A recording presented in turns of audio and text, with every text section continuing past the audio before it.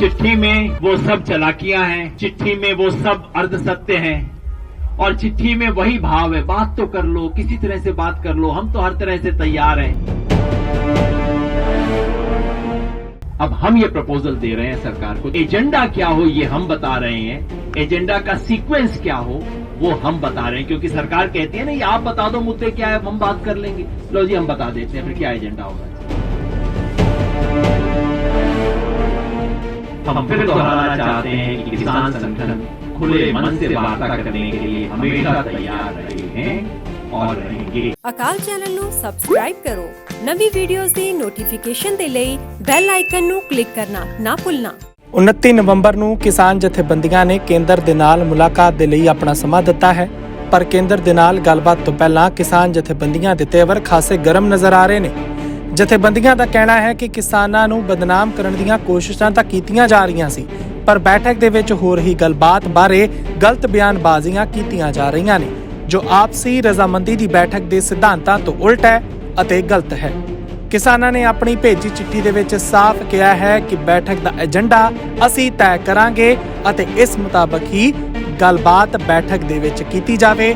ਕੇਂਦਰ ਇਸ ਗੱਲ ਨੂੰ ਯਕੀਨੀ ਜ਼ਰੂਰ ਬਣਾਵੇ।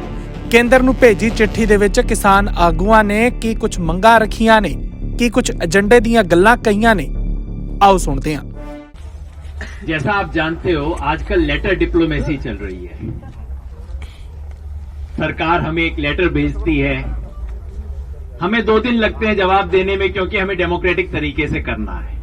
पंजाब के सारे संगठन बैठ के राय बात करते हैं, बाकी देश के संगठन साथ में मिलकर पूरी तरह डेमोक्रेटिक तरीके से जवाब देते हैं, और जवाब देते हैं कुछ घंटे में हमें उसका भी जवाब आ जाता है, क्योंकि खेल इसका है कि गेंद उसके पाले में रखनी है। सरकार की तरफ से, जैसा आप जानते हैं, हमारी पिछली चिट्ठी लिखने के बाद कुछ ही घंटों में हमें जवाब आ गया। सरकार की तरफ से joint secretary ministry of agriculture की तरफ से जवाब आ गया। आपने वो चिट्ठी पढ़ी होगी। चिट्ठी में वो सब चालाकियां हैं, चिट्ठी में वो सब अर्ध सत्य हैं और चिट्ठी में वही भाव है, बात तो कर लो, किसी तरह से बात कर लो, हम तो हर तरह से तैयार हैं। सो हमने बातचीत करके तय किया है कि ठीक है, हम भी तैयार हैं।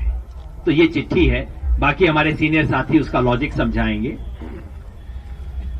विवेक अग्रवाल जी संयुक्त सचिव, सीईओ, पीएम किसान, कृषि व किसान कल्याण मंत्रालय, भारत सरकार के नाम है। विषय है संयुक्त किसान मोर्चा की भारत सरकार से 3 कृषि कानूनों को निरस्त करने के लिए चल रही वार्ता बाबत। महोदय, आपका दिनांक 24 दिसंबर 2020 का पत्र संख्या 9/2020 प्राप्त हुआ।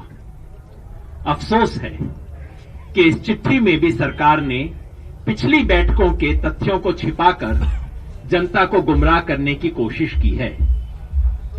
हमने हर वार्ता में हमेशा 3 केंद्रीय कृषि कानूनों को निरस्त करने की मांग की।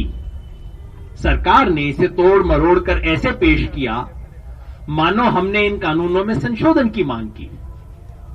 हमने पहली बातचीत से लगातार एमएसपी का मुद्दा उठाया, लेकिन सरकार ऐसे दिखाती है मानो इस मुद्दे को हम पहली बार उठा रहे हैं। इस चिट्ठी के अंदर सेक्रेटरी साहब ऐसे कहते हैं, आप तो नए नए इश्यू लेके आ रहे हो एमएसपी के।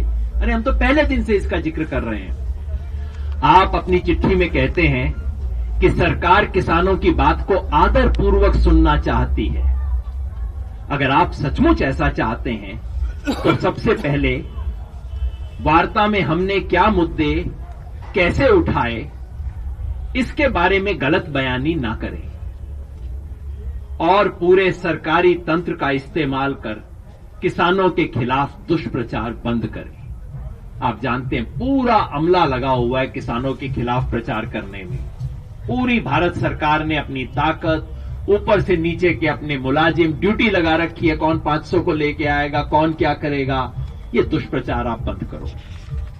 बहरहाल, चूंकि आप कहते हैं कि सरकार किसानों की सुविधा के समय और किसानों द्वारा चुने मुद्दों पर वार्ता करने को तैयार है, इसलिए हम संयुक्त किसान मोर्चा की ओर से सभी संगठनों से बातचीत कर निम्नलिखित प्रस्ताव रख रहे हैं।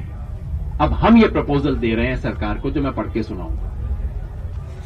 हमारा प्रस्ताव ये है कि किसानों के प्रतिनिधियों और भारत सरकार के बीच अगली बैठक 29 दिसंबर 2020 ट्यूसडे है, मंगलवार 29 दिसंबर 2020 को सुबह 11 बजे आयोजित की जाए। बैठक का एजेंडा निम्नलिखित और नीचे दिए हुए क्रम में हो।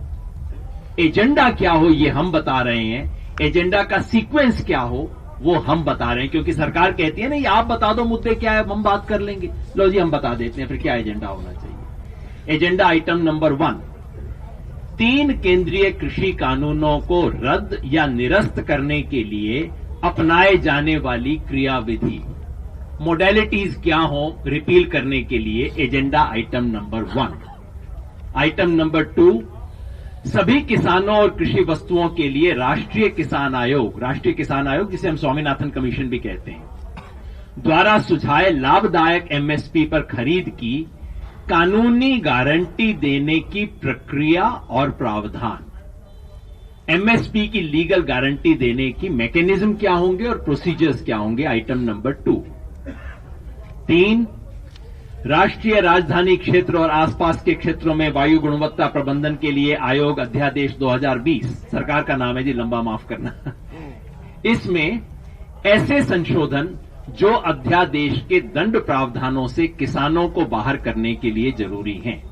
ये पराली वाला जो मामला है उसमें किसानों पे पेनल्टी का जो प्रोविजन है उसको इससे कैसे बाहर किया जाए, ये आइटम नंबर 3।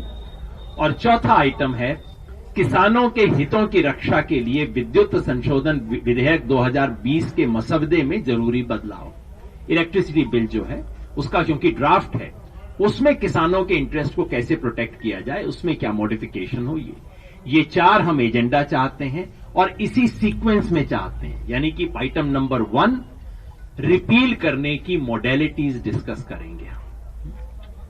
हम फिर दोहराना चाहते हैं कि किसान संगठन खुले मन से वार्ता करने के लिए हमेशा तैयार रहे हैं और रहेंगे। 40 किसान संगठनों के नेता वास्ते संयुक्त किसान मोर्चा।